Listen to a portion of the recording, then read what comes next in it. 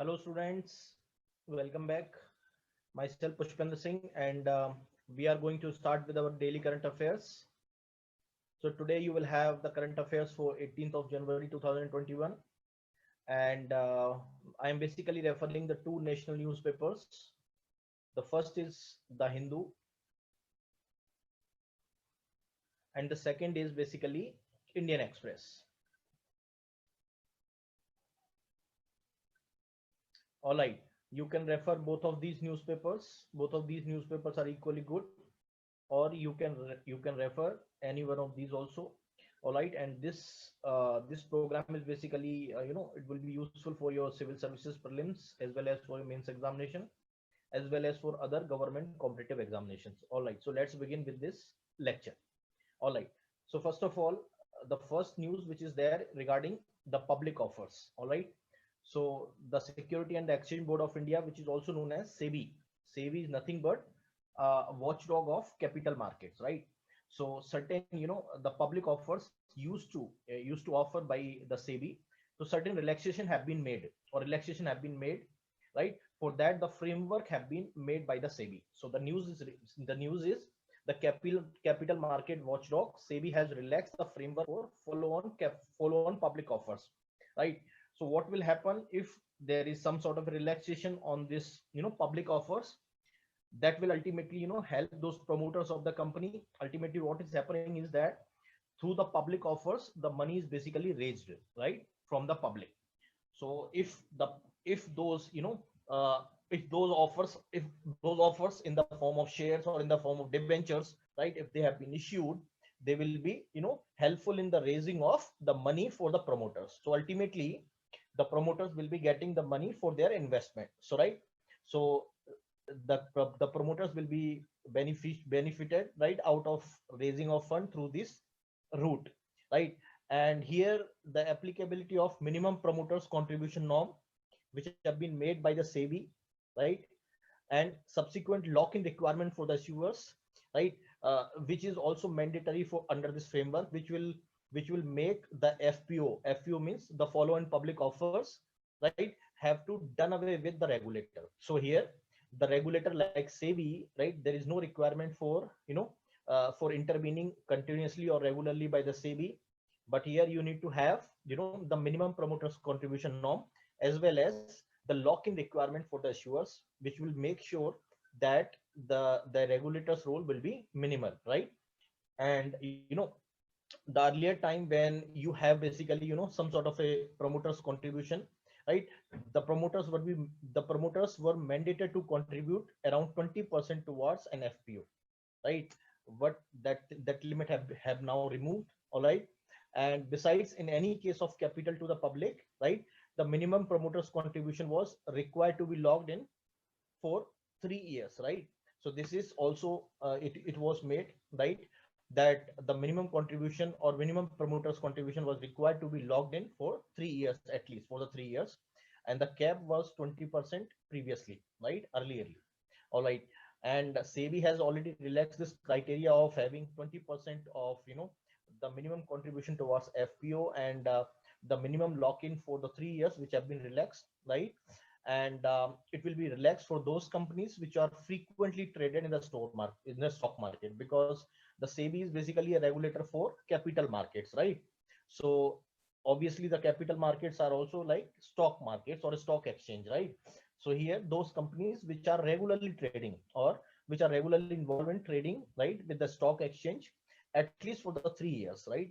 So for such relaxation, it will be applicable for those companies, right? And you must also understand, apart from that, such firms which are also having such type of benefit regarding relaxation, they should also redress 95% of the investors complaint, because a lot of investors also complain regarding the stocks, regarding the manipulation then done in the stock exchange.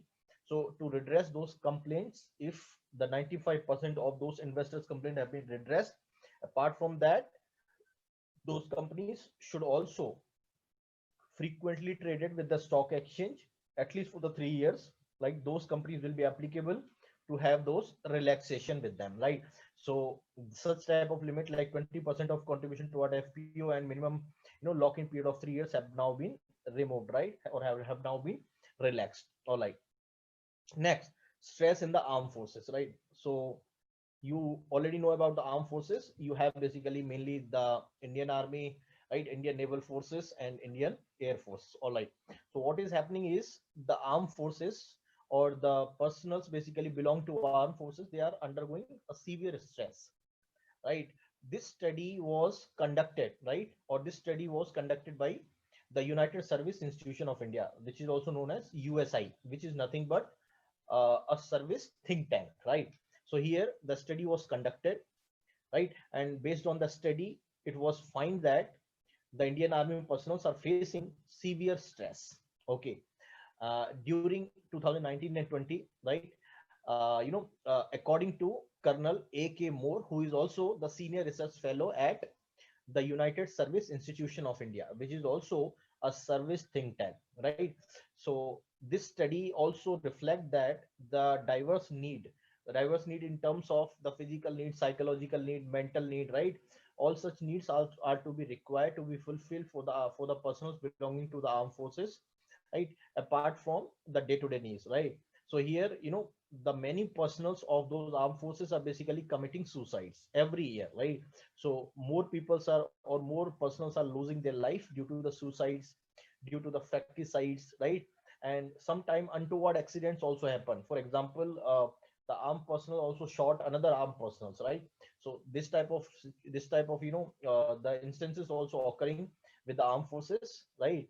So such type of things are also growing, and which is also cause of a concern, right, with the armed forces according to this the report which is signed by United Service Institution of India, which is publishing its report. All right. And it has also found that there is significant increase in the stress level among the armed forces, right?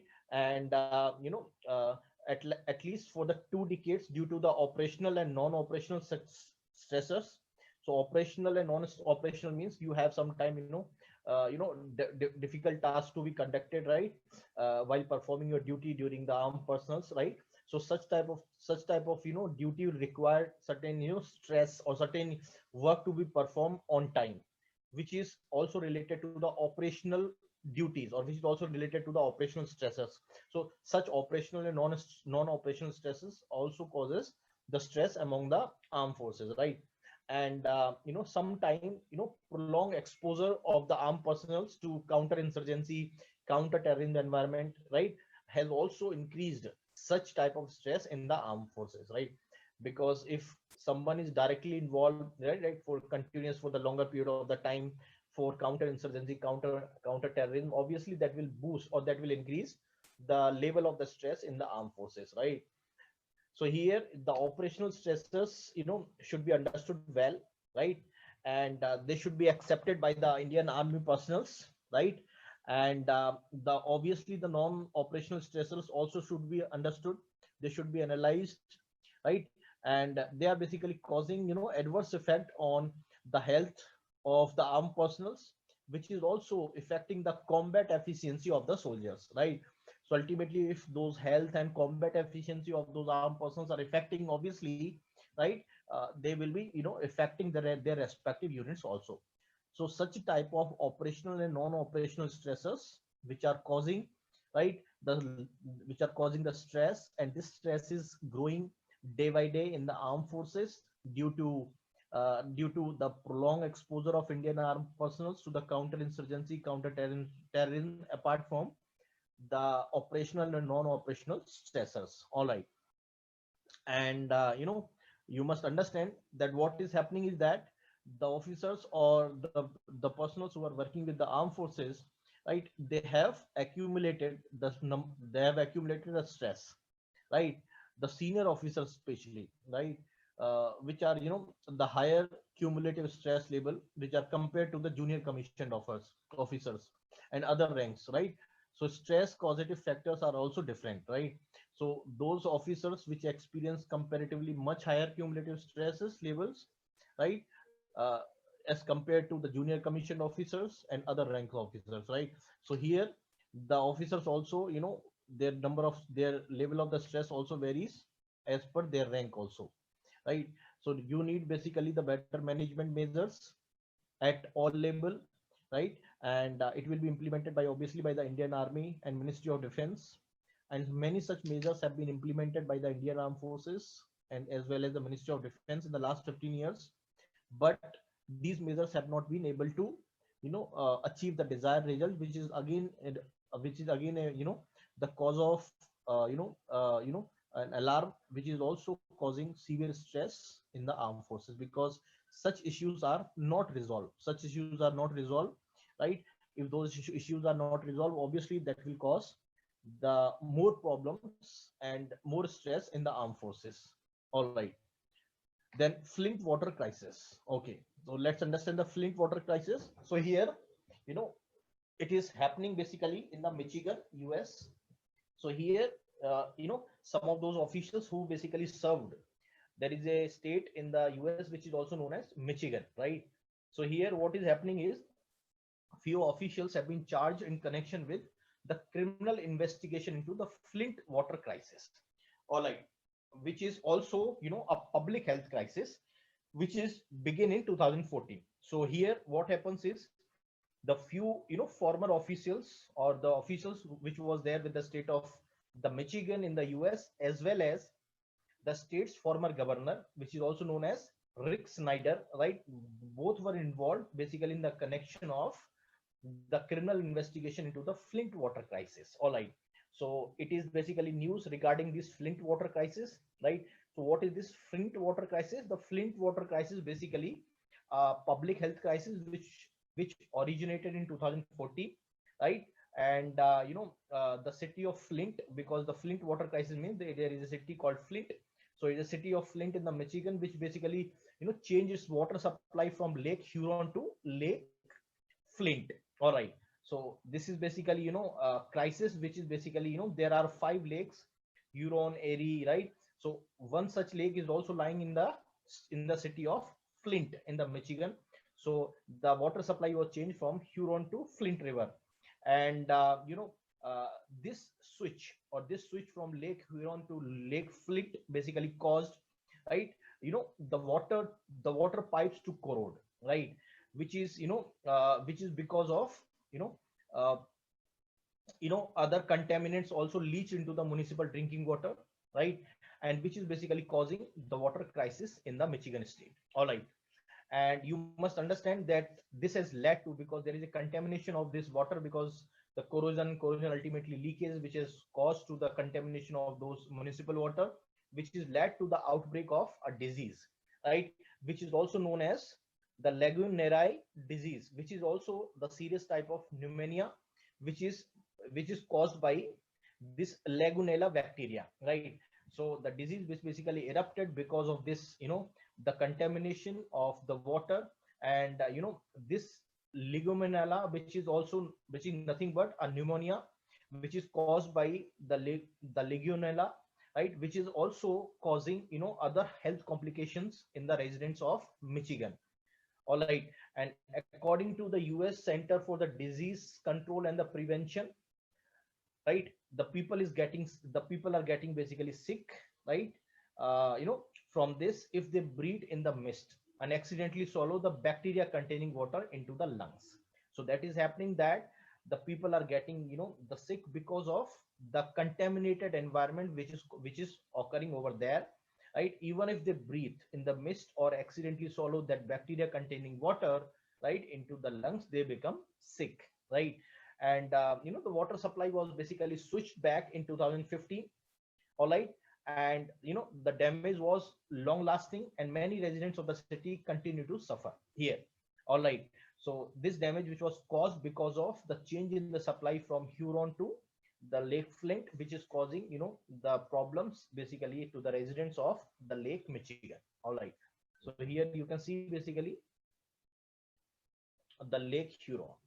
Here you have the Lake Huron. It is a map. Basically, you have the 5 lakes: the Lake Superior, Lake Huron, Lake Michigan, Lake Erie, and Lake Ontario. Lake Ontario, right?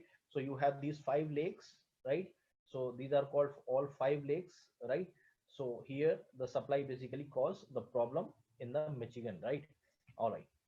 Let's understand the new news, which is the Sulawesi, right? The Sulawesi. So news is basically the heavy rain is occurring in the Indonesia, right? Which is hampering, some sort of a search operations, which is basically, occur due to, some sort of a earthquake which occurred on the Sulawesi Island.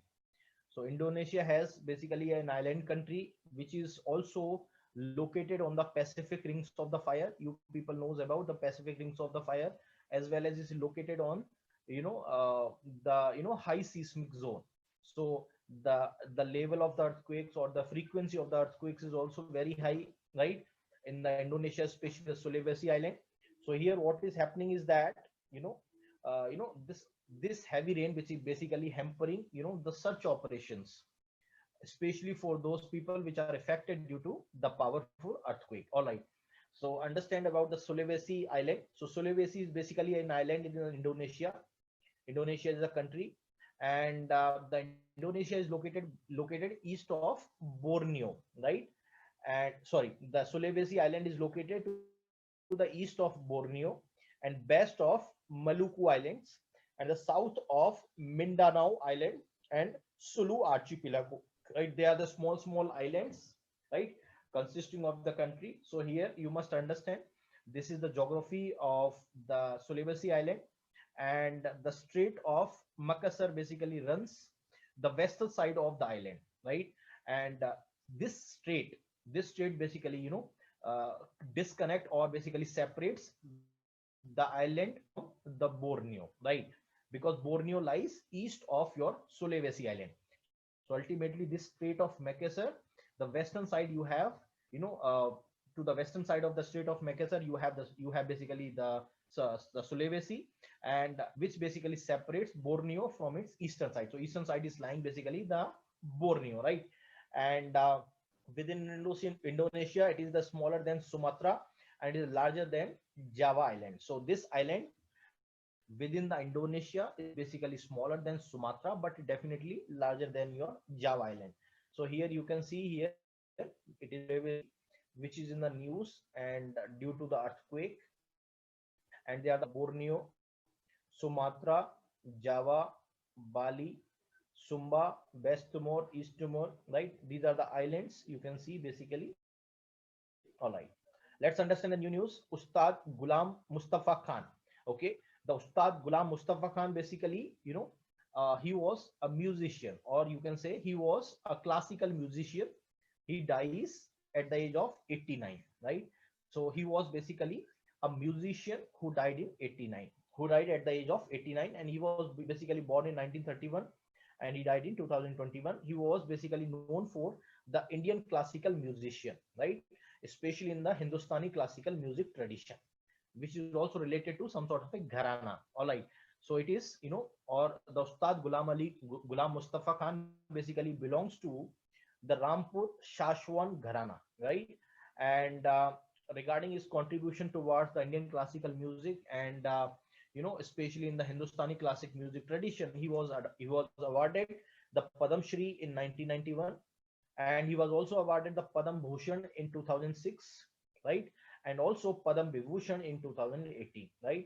So he is basically the recipients of Padam Shri, Padam Bhushan, and Padam Vibhushan, right? And also in 2003 he was awarded the Sangeet Natak Academy Award also, right? So he is the legendary, especially in the classical music, in the music tradition, right? Especially in the Hindustani classical music tradition, and he basically belongs to the Rampur Sashwat Gharana, and he was basically the Ustad Ghulam Mustafa Khan. All right. Next, understand the Open Sky Treaty. So here the treaty is basically, you know, uh, first let's understand the background. So first of all, this treaty was proposed by a former US president who was the Dwight Eisenhower, right? Who basically proposed this treaty long back in 1955 itself, right? Why this treaty was proposed by the US president? Because there was a cold war between the two superpowers, between the USSR. On that time, there was no Russia, there was USSR, because USSR was disintegrated in 1990, right? But this treaty was long back, it was proposed, right? So here, there was, uh, to de-escalate the tensions during the Cold War, and it was a landmark treaty, right, which was signed in 1992, right, between the NATO members, right, and the former Warsaw Pact countries, which joined these Warsaw Pact countries, right, and it was signed subsequently the demise of the Soviet Union, which is also known as USSR. All right.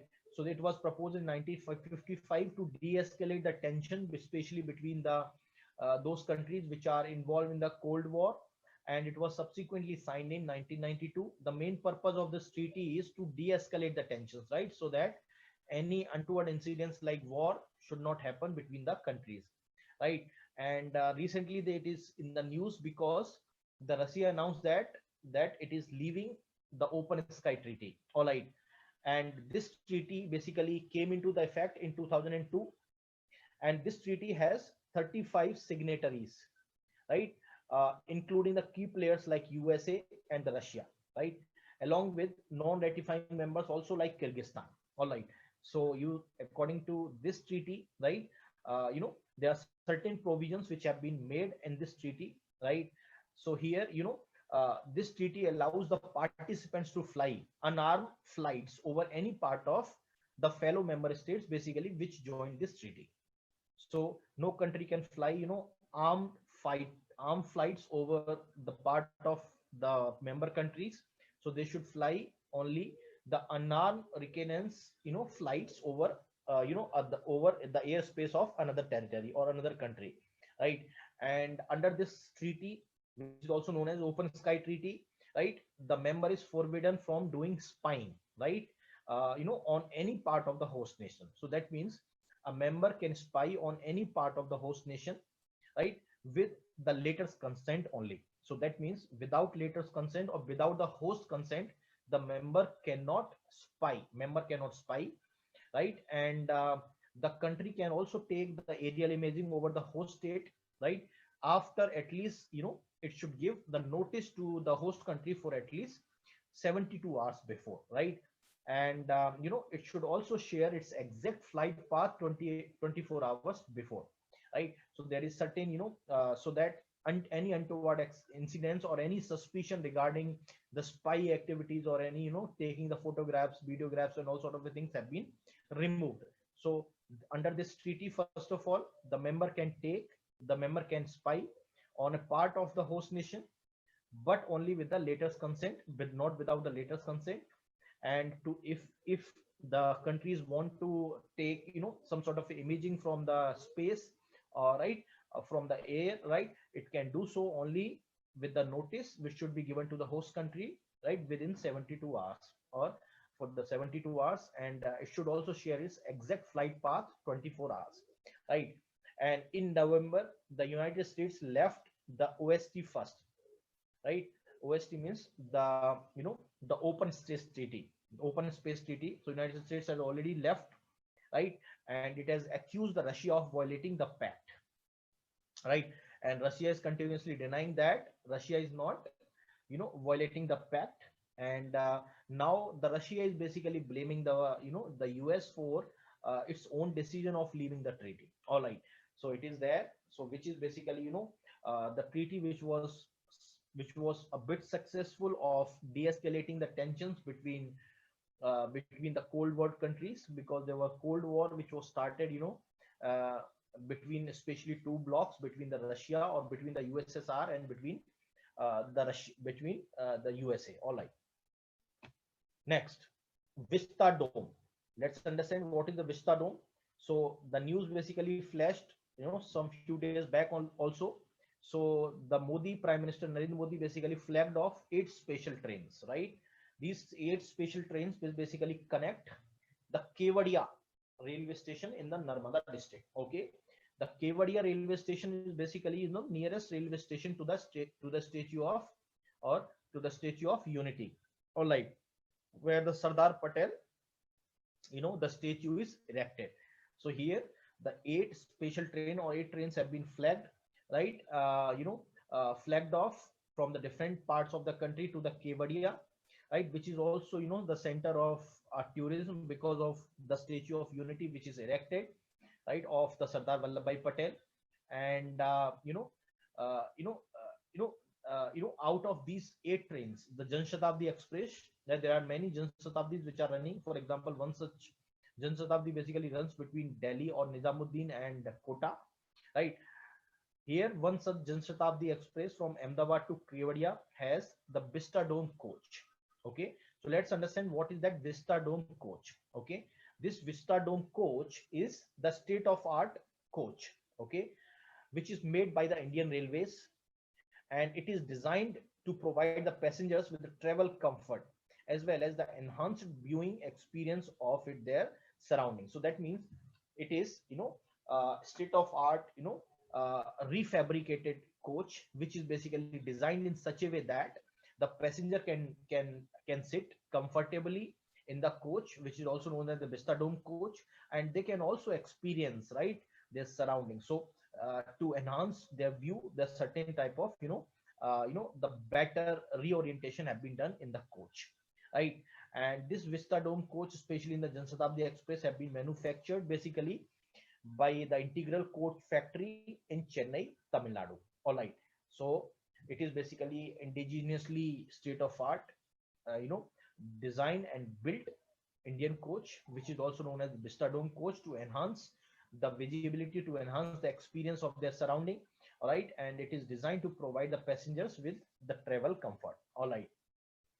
And it is for the first time the Vista Dome coach have been made on the on the LHB platform, which is also known as the Linke Hoffman Bush platform, which is also made for the passengers coaches for the train in India. All right.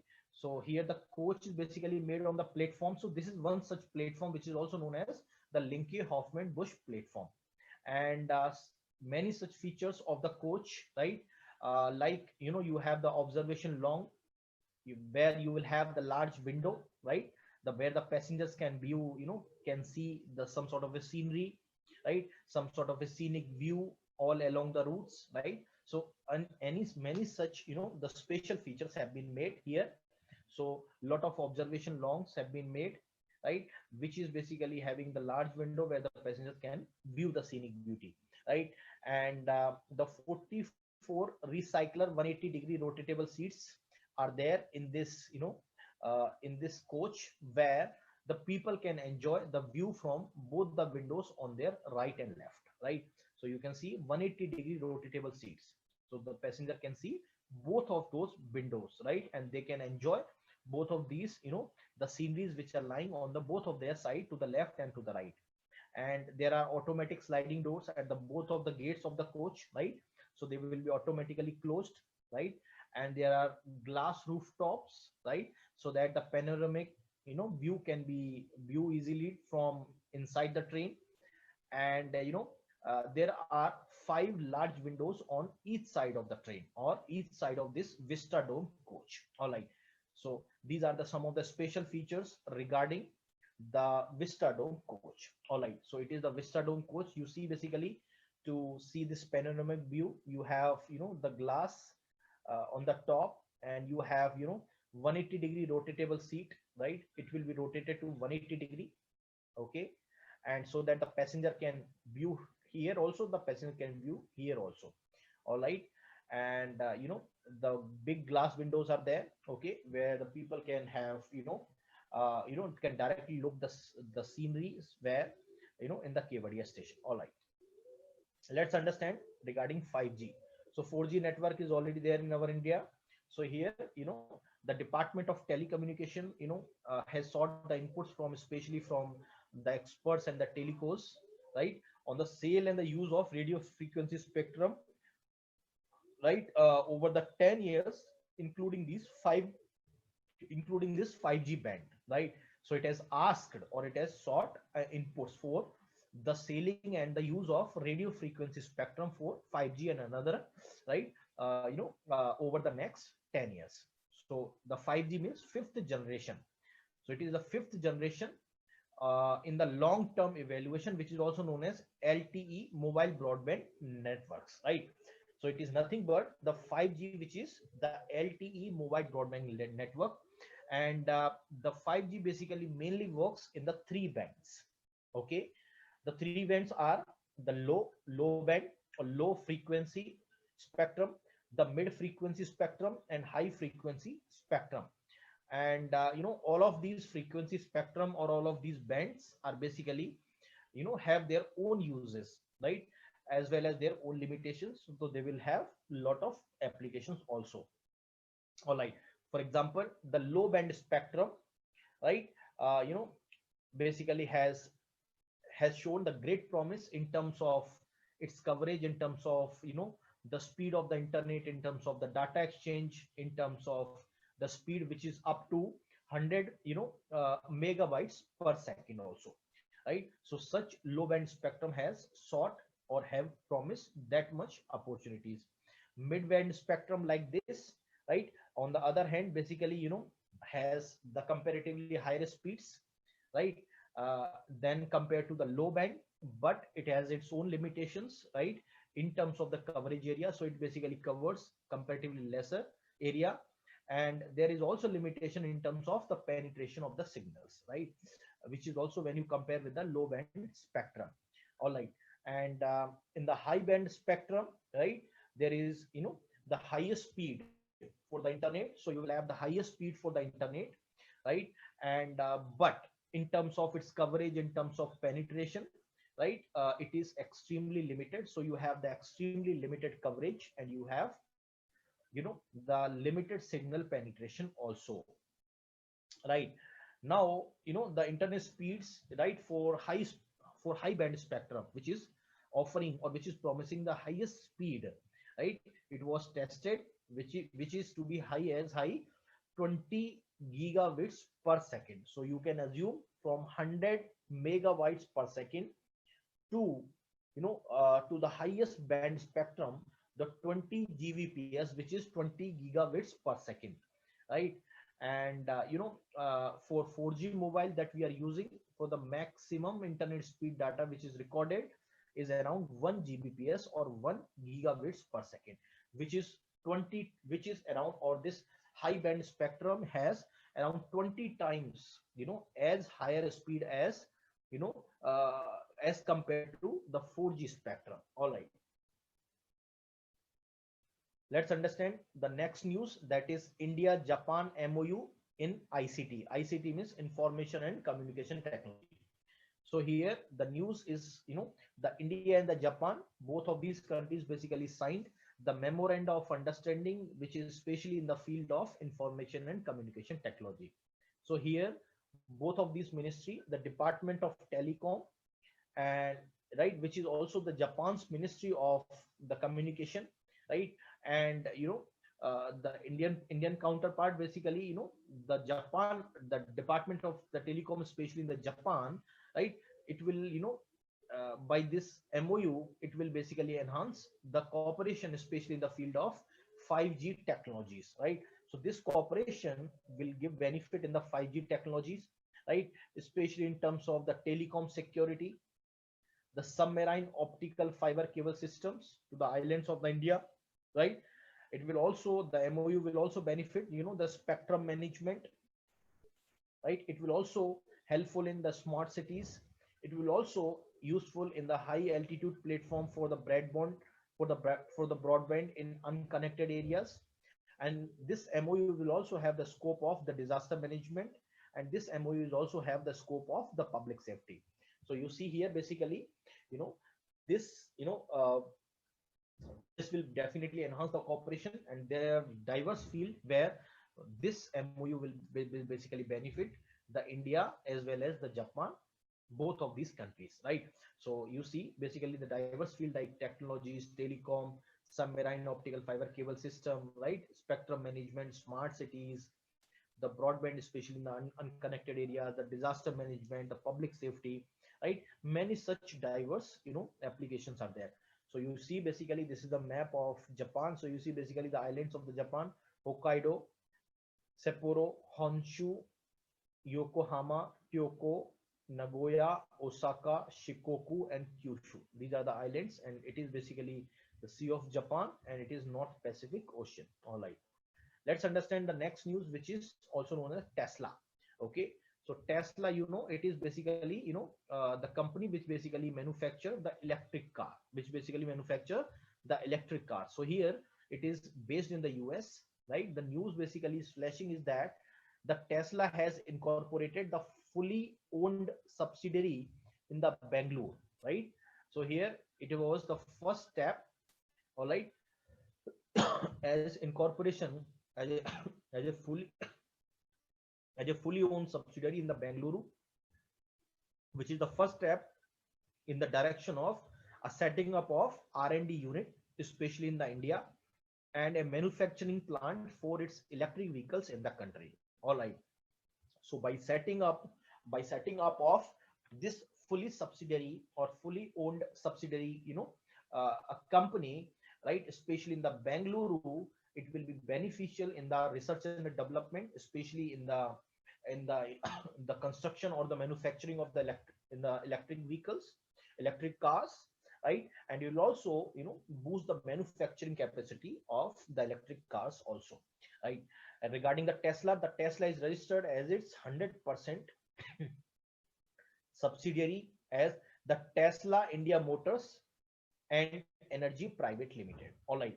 So under this name, it has registered as a fully 100% subsidiary of the Tesla, and which is basically revealed by the Ministry of Corporate Affairs. And it is nothing but a private listing company, private unlisted company, which is 100% owned by the Tesla, and which will have the authorized capital of around you know the 15 lakh, and which will have the paid up capital of around 1 lakh, according to the Ministry of Corporate Affairs. And it will enter India with the Model 3 sedan, right? It is the model of the car, and it will have the expected price range of around 60 lakh, right? So so you can see this type of Model 3 sedan will be expected in our India. All right. And the vehicle, which is fully electric, right, and it is powered by the 60 kilowatt hour lithium ion battery, right?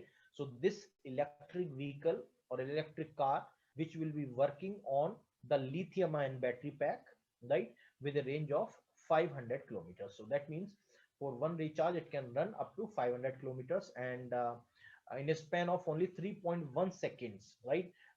The sedan speed can reach from 0 to 60 kilometers per hour, right?